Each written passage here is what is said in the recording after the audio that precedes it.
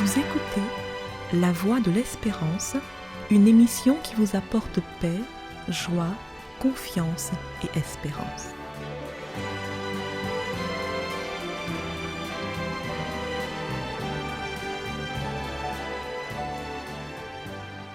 Bonjour la Guyane et bonjour à tous depuis la Guyane. Pourquoi est-ce si difficile parfois de pardonner, y compris dans la famille, alors que le pardon est tellement nécessaire à la poursuite d'une relation épanouissante entre des humains? Depuis l'apparition, l'intrusion du péché dans l'environnement des humains, il y a des tensions qui ont été engendrées même dans les relations de couple. C'est ainsi que nous lisons dans le livre de la Genèse au chapitre 3 et au verset 16 que Dieu dit à la femme « Tes désirs se porteront vers ton mari, mais il dominera sur toi. » Durant les mois et années de vie d'un couple, il y aura forcément des incompréhensions, des désaccords et même des offenses. Cela ne signifie pas forcément que les partenaires ne s'aiment plus. Le pardon se révélera donc à ce moment-là indispensable à la collaboration, à la cohabitation et à la poursuite de la relation.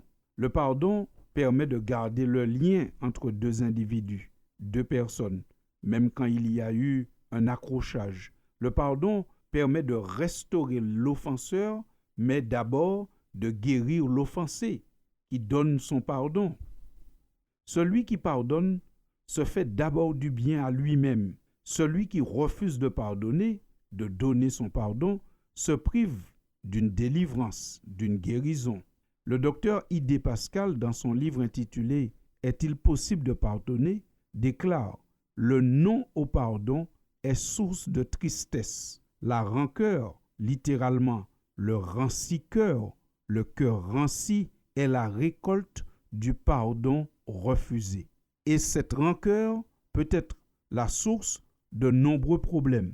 En effet, nous savons que les sentiments négatifs, tels que la rancune, sont des poisons. Ils provoquent ou aggravent de nombreuses maladies. Si vous subissez beaucoup de stress sans le dominer, un jour vous le paierez peut-être cher, parce que le stress continu accélère toujours notre vieillissement. Trop violent ou répétitif, il double la probabilité de cancer, constitue un facteur dominant dans l'apparition d'ulcères, de troubles cardiaques. Le stress fait véritablement des ravages. Dans un couple, il faudrait donc tout faire pour faciliter le pardon et éliminer les obstacles au pardon. Le pardon rétablit la relation, libère l'offensé et provoque normalement une réforme chez celui qui a été pardonné. Quand Dieu donne le pardon, c'est pour provoquer une réforme, un changement chez celui à qui il donne son pardon. Dieu nous pardonne afin qu'on le craigne, afin qu'on le respecte davantage. Nous lisons dans le livre des Psaumes, au chapitre 130, ce qui est dit.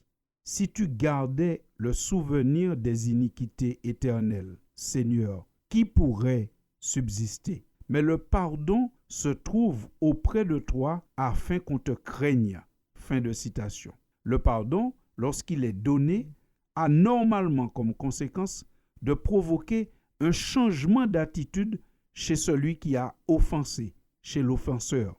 Et c'est donc là que nous entrons en matière sur les quelques attitudes qui peuvent constituer un obstacle au pardon. Commençons par la répétition de l'acte. La répétition de l'acte par l'offenseur entraîne la perte de confiance chez l'offensé, ainsi qu'une certaine usure, une fatigue.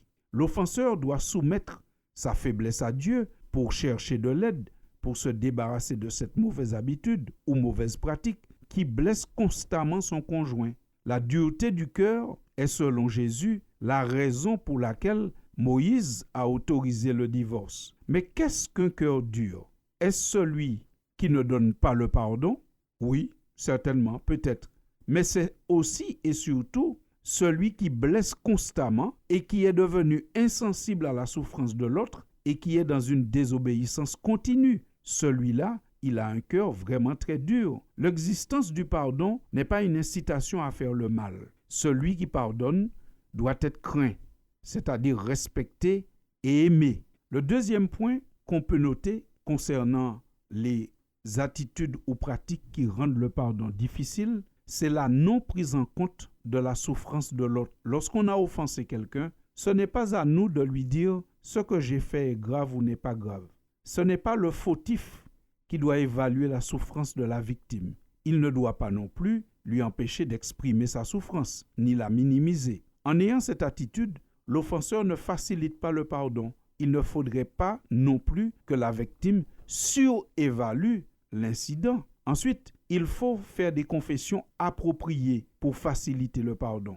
La confession doit être faite dans les règles de l'art pour faciliter le pardon. Une confession véritable est toujours précise et avoue des fautes déterminées. On ne peut pas offenser quelqu'un et puis juste lui dire « je te demande pardon pour la chose ». Il faut une expression claire et précise qui permet à l'autre de savoir qu'on a pris en compte le mal qui lui a été fait.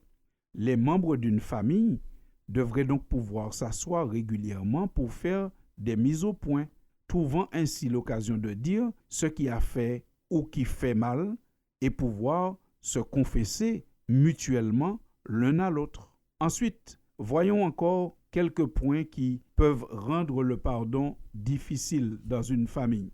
Il y a des personnes qui mettent un trop long délai à confesser, à demander pardon. Afin de faciliter le pardon, la Bible recommande de régler les conflits le plus tôt possible. Le conflit qui perdure s'envenime. C'est comme une plaie qui n'est pas soignée, elle s'infecte. La Bible nous donne ce conseil. Si vous vous mettez en colère, ne péchez point. Que le soleil ne se couche pas sur votre colère et ne donnez pas accès au diable.